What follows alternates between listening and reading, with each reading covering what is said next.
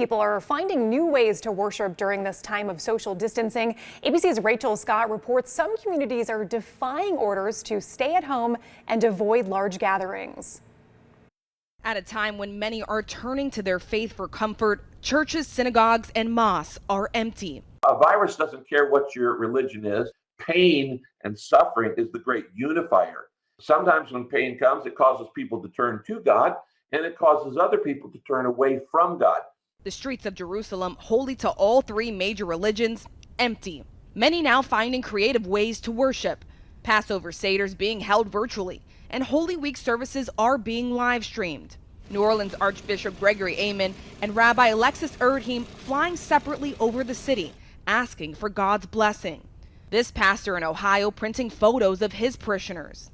It was an amazingly prayerful moment to be in a quiet chapel, kind of in the dark. And every time I put a picture up, I could, remember the people who I was praying for and think about them. Earlier this week, Vice President Mike Pence said he will attend the virtual Easter services of his Indiana church from his living room. In Arizona, Pastor Nathan Bentley had planned to host Easter services outside, providing masks and limiting participation, but those plans canceled after many feared it was a disaster waiting to happen. I want the community to know that I'm truly sorry to cause fear. That was never my intent. We want the safety of our neighbors. We want the best for our neighbors. And so I humbly apologize. But communities are defying social distancing guidelines. The Supreme Court in Kansas hearing arguments to determine whether congregations can gather with more than 10 people.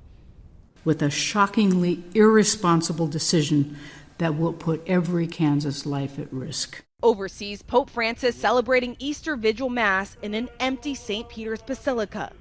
And in Germany, drive-in theaters are making a comeback, cathedrals of cars.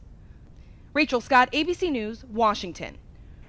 With local churches ordered closed, 13 Action News wants to give you access to Easter Sunday services from home. So tomorrow at 7 a.m. we'll be live streaming Easter services from St. Patrick's Cathedral in New York City on our website at ktnv.com. We'll rebroadcast those services at 3 p.m. tomorrow right here on Channel 13.